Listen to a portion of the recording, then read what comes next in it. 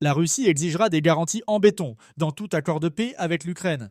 Et la principale garantie est l'engagement des pays de l'OTAN à exclure Kiev de l'adhésion à l'Alliance. De plus, l'Ukraine doit rester neutre, a déclaré un vice-ministre russe des Affaires étrangères dans des commentaires publiés lundi. Le président américain Donald Trump tente d'obtenir le soutien du président Vladimir Poutine pour une proposition de cessez-le-feu de 30 jours que l'Ukraine a acceptée la semaine dernière et que Poutine dit devoir remplir certaines conditions pour être acceptable.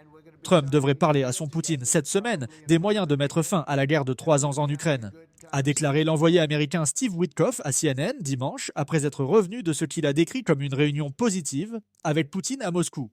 Dans une large interview avec le média russe Izvestia, qui ne faisait pas référence à la proposition de cesser le feu, le vice-ministre des Affaires étrangères, Alexandre Grushko, a déclaré que tout traité de paix à long terme pour l'Ukraine devait répondre aux exigences de Moscou. Nous demanderons que les garanties en béton de sécurité fassent partie de cet accord, a déclaré Grushko. Une partie de ces garanties doit être le statut neutre de l'Ukraine et le refus des pays de l'OTAN de l'accepter dans l'Alliance. Grushko a par ailleurs réitéré la position du Kremlin sur les troupes étrangères en Ukraine.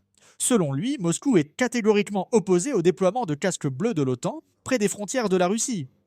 Peu importe sous quelle étiquette les contingents de l'OTAN seraient déployés sur le territoire ukrainien, que ce soit l'Union européenne, l'OTAN ou dans une capacité nationale, a déclaré Grushko.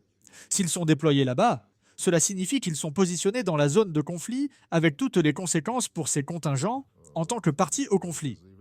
Grushko a déclaré qu'un déploiement d'observateurs non armés après le conflit ne pourrait être discuté qu'après qu'un accord de paix ait été atteint.